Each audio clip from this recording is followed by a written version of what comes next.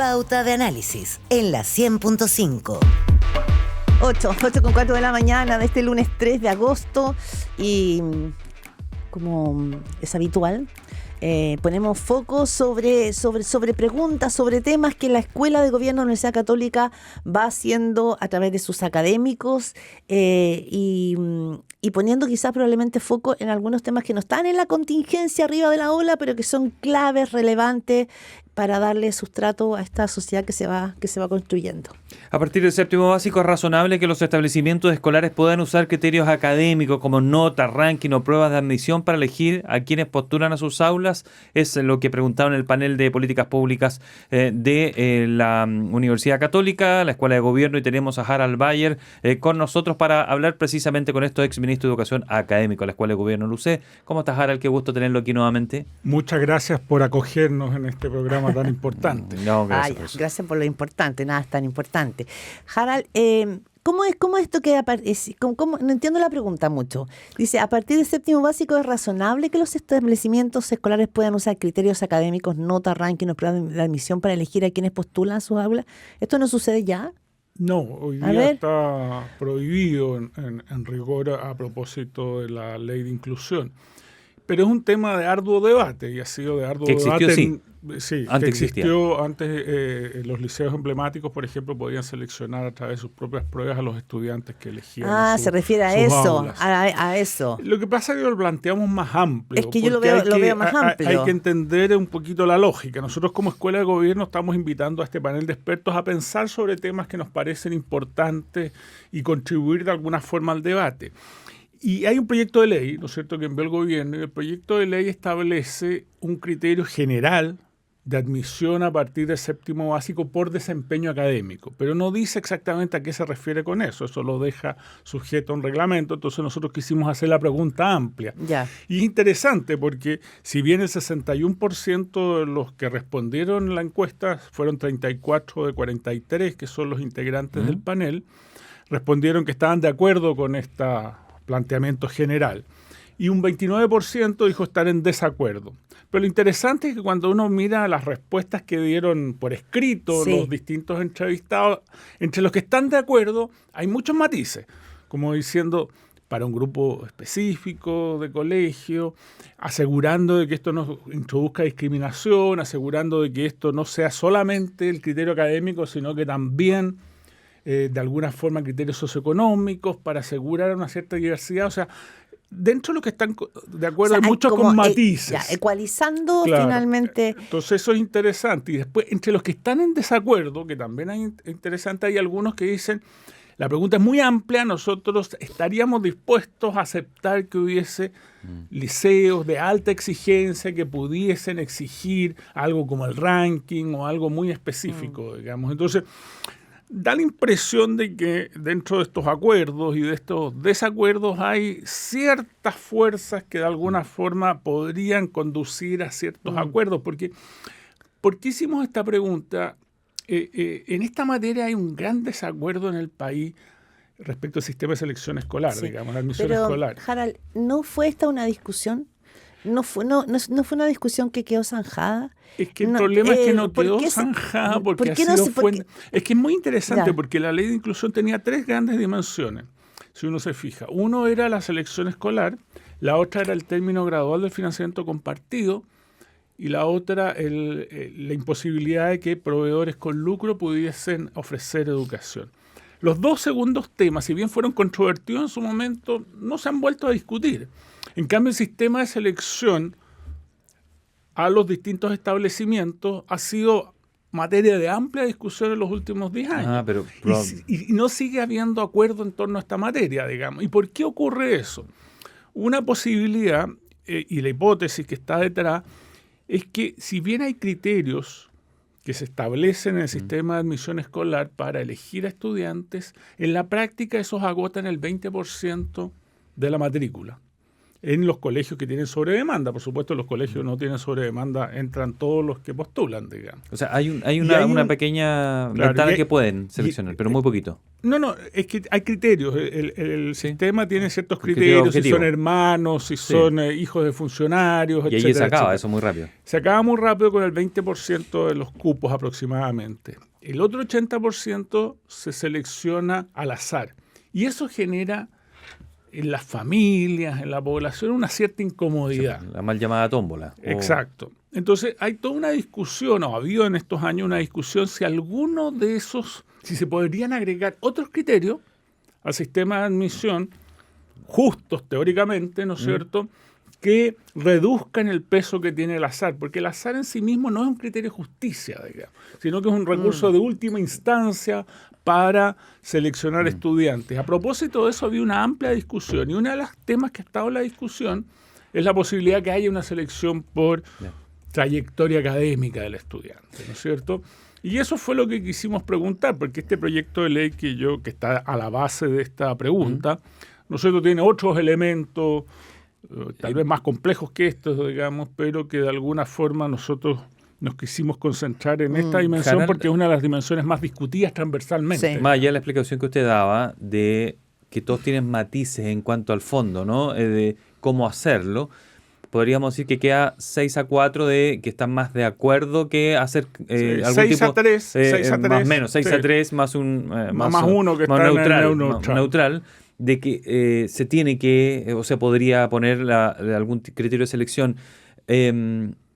Lo que se lee desde la gente, ¿cómo lo perciben ustedes, lo leen ustedes? Porque esto ya termina siendo un poco más subjetivo. Probablemente los liceos emblemáticos sea algo que es muy sintomático de esa situación. Un alumno que es un buen alumno, pero viene de escasos recursos, centraba su esfuerzo en un liceo emblemático para poder dar ese salto, ¿no?, de calidad y en la escala social. Y allí es donde se ha visto una baja de sus promedios, una baja asistencia, una ausencia de clases, entre otras cosas. ¿Cómo lo perciben en ese efecto allí? ¿Eso es un síntoma de este tema de selección? Bueno, ese es un tema de nuevo de debate, porque hay algunos expertos que sostienen de que esos liceos no agregaban realmente valor a esos estudiantes, que esos estudiantes les iba a ir bien en cualquier parte, digamos. Porque eran buenos estudiantes. Porque eran buenos estudiantes y eso en el fondo producía una cierta segregación y era bueno eliminarlo. Y hay otras personas que dicen en cambio que sí agregaban valor, incluso tenían estudios que mostraban de que agregaba valor. Y eso quedó como en el aire porque no está zanjado teóricamente. Ahora, esto ya no es parte del panel, pero hay evidencia de que en las carreras y universidades más selectivas el peso de los liceos públicos en la matrícula cayó. Y gran parte de eso se explica porque cayó la matrícula de los liceos emblemáticos que iban a esas universidades y carreras más selectivas. Y no fue reemplazado por jóvenes que venían de otros liceos públicos. Entonces, eso, claro, le ha afectado a la educación pública y la educación pública como fuente de movilidad social se ha retrocedido. Pero de nuevo, yo vuelvo a decir, esto es mirando las carreras y universidades más selectivas. Sí. Si uno amplía el grupo, ese efecto no parece notarse, pero por eso depende de dónde uno ponga el peso de la evidencia, digamos. Por eso que son materias tan controvertidas. Claro, y qué difícil el equilibrio, porque también parte, claro, como dice Gerardo, para muchas familias el curso de un hijo que entraba al Instituto Nacional le aseguraba de cierta manera que su hijo iba a tener un trayecto de vida distinto de la de sus padres. Algo pasaba, ¿no es cierto?, con los liceos emblemáticos. Pero por otra parte, también dejaba fuera que por recursos, porque la escuela no era tan buena, porque la familia no pudo ponerse tan al día en la ayuda de los te fue dejando gente muy rezagada. Y si tú no hacías un cambio, esas personas no cambiaban de vagón. Claro, efectivamente el sistema chileno sigue siendo muy desigual, ¿no es cierto? Sí, total. Ahora, el sistema de admisión escolar no va a cambiar eso. En rigor, digamos, ¿no es cierto? Porque lo que estamos observando hoy día es una sobredemanda en un grupo de establecimientos, que si uno toma el promedio es del orden del 30% de los establecimientos que están con sobredemanda. El 70% restante no tiene sobredemanda. No tiene sobredemanda. ¿Pero por qué tienen sobredemanda? Porque son percibidos como de mejor calidad, y muchos de ellos son efectivamente de mejor calidad. Pero que usted cuando dice percibido significaría que es subjetivo, es decir, yo siento que ese colegio es bueno versus que siento que el otro es malo. ¿Pero es así o es objetivamente es un mejor establecimiento? No, objetivamente cuando uno mira los resultados y controla por niveles socioeconómicos o capital cultural, uno observa una tremenda heterogeneidad en los rendimientos de establecimientos. Entonces, ¿aplicaría el sistema de ir al más cercano? Digo porque Canadá lo aplica, Australia lo aplica, Nueva Zelanda lo aplica, claro. Que es, tienes que estudiar en el colegio público que está en el sector donde vives, donde está ubicada. Tu casa determina al colegio que estudias, pero más menos, porque no es así siempre, se obtiene un resultado parecido en todos los establecimientos. Hay dos consideraciones que hay eligen barrio, respecto de eso. Cuando uno habla de Canadá, porque algunos eligen barrio. Claro, uno habla de Canadá y de Estados Unidos, ¿no es cierto? Lo que uno se da cuenta de que ahí no hay oferta privada subvencionada. Eso, educación privada o educación pública. Exacto. Aquí tenemos educación particular subvencionada y parte de esa educación particular subvencionada son proyectos educativos especiales, particulares, que tienen un propósito un poquito complementario de la educación pública, digamos. Entonces, muchos de esos colegios tienen, por así decirlo, otro proyecto en la cabeza, digamos. Eso no ocurre en Canadá o en Estados Unidos desde el punto de vista del financiamiento público.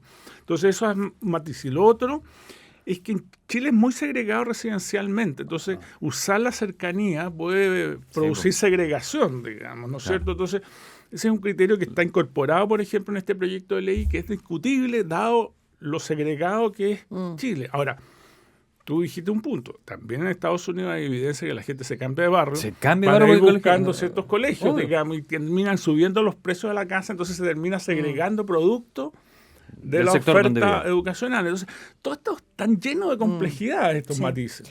O sea, estos problemas. Harald, hablamos con Harald Bayer, académico de la Escuela de Gobierno de la Universidad Católica. Tú has venido, fuiste ministro de Educación, pero has venido hablando y mirando la educación hace mucho tiempo. Yo me pregunto, si uno mira las últimas 3 décadas, se le ha inyectado recursos en la educación, se han hecho reformas en la educación. Las grandes marchas, los grandes inicios de las marchas fueron con los pingüinos, con los universitarios. Es decir, este no es un área de nuestro país que haya estado silenciosa, quizás como otras grandes problemáticas del país. Ha estado muy activa. Se han hecho esfuerzos por cambiar, se han hecho reformas. Las hizo Michelle Bachelet cuando era ministro Nicolás Izaguirre. ¿Qué pasa que no se logra? La primera pregunta es, ¿hemos logrado avanzar con toda la inyección de recursos, con todas las reformas que se han hecho, con todos los diagnósticos que hay sobre educación? Podríamos hacer un seminario de una semana con todos los diagnósticos que hay en educación. ¿Por qué estamos trabados?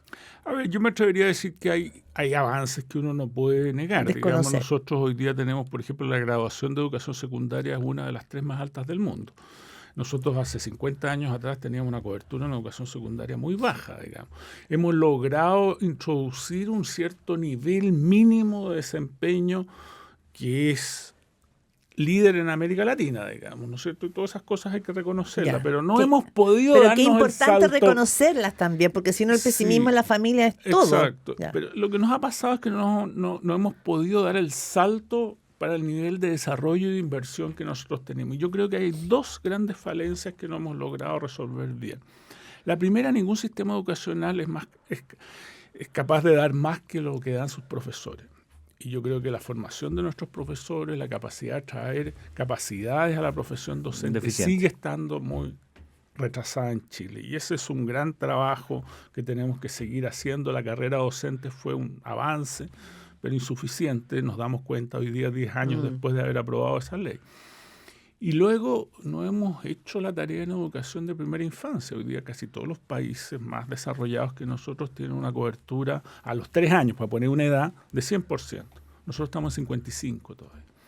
Y con un sistema que no funciona tan bien, con diferencias en inversión, dependiendo del tipo de jardín, digamos, dependiendo del nivel educacional, no sé, o sea, del tipo de oferta educacional, y tampoco tenemos un sistema que realmente promueva la calidad en ese nivel, digamos. Y la fractura socioeconómica está muy presente en el ámbito educacional.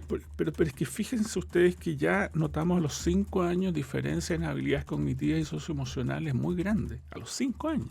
O sea, antes de que parte el sistema educacional. Y no estamos desarrollando, creo yo, una política integral en ese nivel de edad para corregir esas desigualdades iniciales que es originadas por el capital cultural, por los distintos niveles socioeconómicos, ¿no es cierto? Entonces, creo que eso es bien importante de hacer. Ahora, para resolver y concentrarnos en estos temas, también tenemos que resolver estos otros que agotan el debate de repente, ¿no es cierto? Sí. Ocupan el sistema de admisión escolar, lleva mucho tiempo marcando el debate. Hubo una mesa técnica que entregó conclusiones en enero pasado, que tiene unas propuestas interesantes. No nos hemos podido poner de acuerdo para tener un sistema de admisión escolar que represente de alguna forma a todo el país.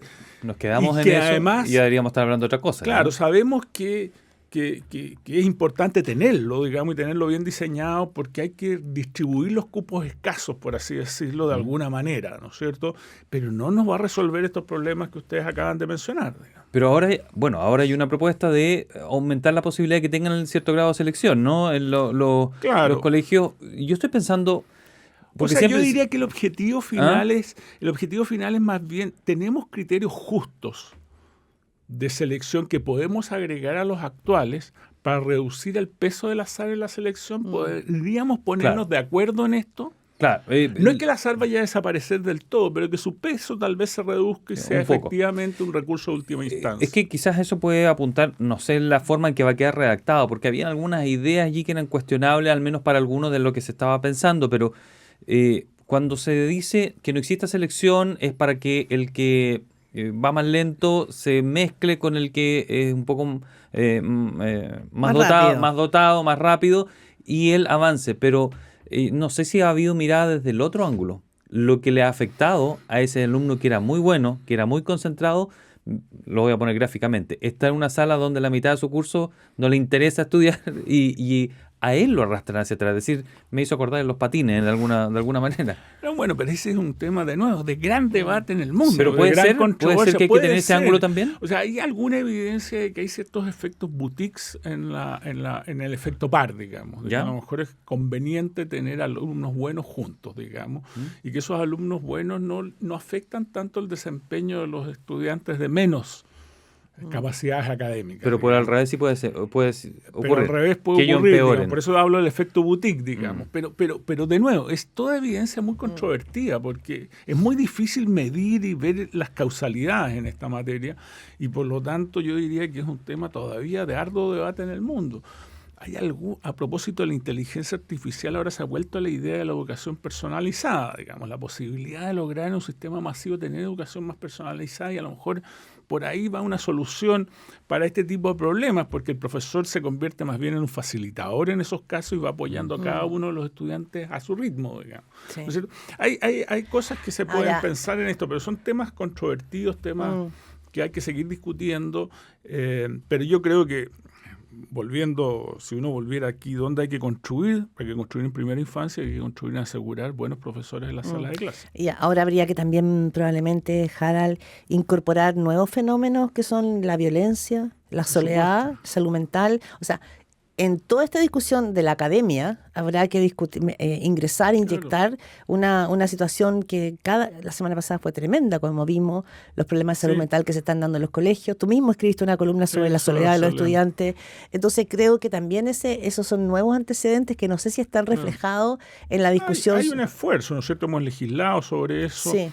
Y ahora la pregunta es cómo abordamos esto. Y yo sostengo que no lo estamos abordando tan bien, porque lo estamos abordando desde abajo hacia arriba, y hay que dejar que las escuelas, colegios, con el apoyo, por supuesto, específico, pero no esta cosa tan abrumadora que le llega a los colegios, ¿no es cierto?, tengan la posibilidad de desarrollar iniciativas que tengan buena experiencia en el mundo, o sea, sus propios métodos, incorporar y utilizar. ¿Más libertad? Claro, tomando estas buenas experiencias en el mundo. Ahí hay una tarea del Ministerio de Educación. Sí, pero que tengan cierta holgura. Claro. Que el Ministerio es muy categórico. Que las traiga, ¿no es cierto? Y las deje disponibles y los apoye a los establecimientos en el uso, que ellos elijan lo que les conviene más y puedan de alguna forma trabajar en eso. Actualmente se le imparte una clase en cuanto a contenido y método más o menos igual a un niño de un colegio de una zona favorecida económicamente en Chile, pública, a uno de una pequeña isla en Chiloé? ¿Es exactamente igual? ¿O más o menos igual? La ley de convivencia escolar, para poner un ejemplo concreto, ¿sí? ¿no es cierto?, que se aprobó en enero pasado, todavía no están los reglamentos, pero es una maraña burocrática bien grande, que está pensado de alguna manera impulsar esto desde arriba, digamos. Y esto tiene, y en vez de impulsar desde arriba, arriba hay que tener los apoyos, pero dejar que los colegios busquen las experiencias y los liceos, las escuelas busquen las experiencias que más les acomodan. Para eso sería interesante que el Ministerio de Educación trajera experiencias que sabemos que están funcionando en el mundo, que hay en Suiza, que hay en Francia, que hay en Canadá, que hay en Estados Unidos, digamos. Tratar de traer esas mejores experiencias, cosa de ver cuáles se acomodan más al tamaño de los colegios, al territorio, etcétera, etcétera, y apoyar esas iniciativas, pero no pensar en que esto se va a lograr impulsar desde arriba. Yo creo que ese es un enfoque que hemos tenido hace mucho tiempo en Chile y que no ha funcionado. Harald Bayer, académico de la Escuela de Gobierno de la Universidad Católica, quizá lo va a quedar para otro tema, pero yo quiero poner sobre esta conversación el tema de la inclusión. Tengo amigas que trabajan en escuelas básicas que dicen, mira, está cada vez más difícil poder llevar adelante también las exigencias del ministerio porque tenemos alumnos del espectro autista, hablo de esto que ha sido tema estos días, con dificultades de habla, pero no quizás no cognitiva, pero hace que también las salas de clase y que las escuelas no tengan a veces los recursos para... Entonces, ¿existe la inclusión en Chile? Existe, pero mal diseñada. Por ejemplo, el mismo sistema de admisión escolar no pone mucha atención a esto. Entonces a un colegio le puede llegar muy tarde información de que le va a tocar a alumnos del espectro autista o alumnos ciegos, digamos. Sí, pero quedan a la deriva. Claro, y no tiene realmente la capacidad del colegio de especializarse. En cambio, uno podría pensar una cierta especialización, de que hubiese inclusión, pero que ciertos colegios se especializaran en ciertos tipos, ¿no es cierto? Porque si no es imposible manejar, les llega un listado de alumnos, digamos, ¿no es cierto? Y les dicen, bueno, estos son de tales características y tienen necesidades educativas especiales, pero a lo mejor los recursos no alcanzan para un grupo que sea muy diverso y chico, digamos, ¿no es claro, cierto? Puede ser 3 de 100 y está puede preparado ser uno para... de cada uno, digamos, ¿no es cierto? Uno que tenga necesidades educativas especiales de un tipo, exacto, otro de otro. Y esa cuestión al final no tenemos los recursos y la forma de abordarlo de manera razonable. Entonces, uno podría pensar de que hay maneras de abordar esto más amplias de lo que hemos estado haciendo hasta ahora. Mi última pregunta tiene que ver también con algo no específico a la pregunta que hicieron ustedes en el panel, pero lo escuché, me llamó la atención decir que estábamos enfrentando la generación menos inteligente, es decir, la primera generación donde los hijos son menos inteligentes de base que los padres, y me pareció muy, muy rudo eso al oírlo. Lo único que encontré es que son peores para la lectura profunda, tienen más problemas de atención sostenida, tienen menos conocimiento acumulado y dominio matemático. ¿Usted diría que son menos inteligentes o tienen características que lo hacen más complejo que generaciones anteriores? Yo no creo en eso. Yo creo que lo que pasa es que hay ciertas prácticas que se instalan con los avances tecnológicos que a lo mejor hacen que los aprendizajes no sean tan profundos. Por ejemplo, hay bastante evidencia que la lectura digital digital deja menos aprendizaje que la lectura en papel, digamos. Cosas de esa naturaleza, digamos. Después el nivel de atención, a propósito del Instagram y de todas estas cosas que pasan muy rápido, ¿no es cierto? Claro, se va debilitando, digamos. Pero yo no diría que son menos inteligentes, sino que lo que pasa es que no hemos sabido cómo lidiar con las nuevas tecnologías en educación. De forma relativamente razonable, lo que está pasando en las universidades con la inteligencia artificial, este caso de la UNAM en México, ¿no es cierto? Sí, del examen que habría todos hicieron trampa. Hecho trampa, digamos, ¿no es cierto? Usando inteligencia artificial. Bueno, todos esos problemas son problemas que tenemos que saber lidiar bien para que esos aprendizajes sigan siendo profundos, para que de alguna manera, ¿no es cierto?, logremos tener estudiantes que florezcan en el sistema escolar, desarrollen todas sus capacidades y no vayan, por así decirlo, de alguna forma negándose esas capacidades a través de estas nuevas tecnologías que nos estén integradas pedagógicamente al sistema escolar. Sí. Y no generar esto de lo que se habla mucho, pero con la inteligencia artificial va a empezar a suceder, que son estudiantes de primera y segunda categoría. O sea, es decir, los accesos actuales te van a ir generando brechas que no son solamente socioeconómicas, sino que abren también otra... O sea, a ver, pero ofrece también enormes oportunidades. Ya seamos positivos. Ofrece enormes oportunidades, ¿no es cierto?, de aprendizaje, de relación. Lo que pasa es que hay que saber conducir esto. Bueno, Harald Bayer, le damos las gracias por haber venido al estudio de Pauta. Un gusto, Harald. Que esté muy bien. Igual, siempre. Que esté muy bien, muchas Chao. gracias.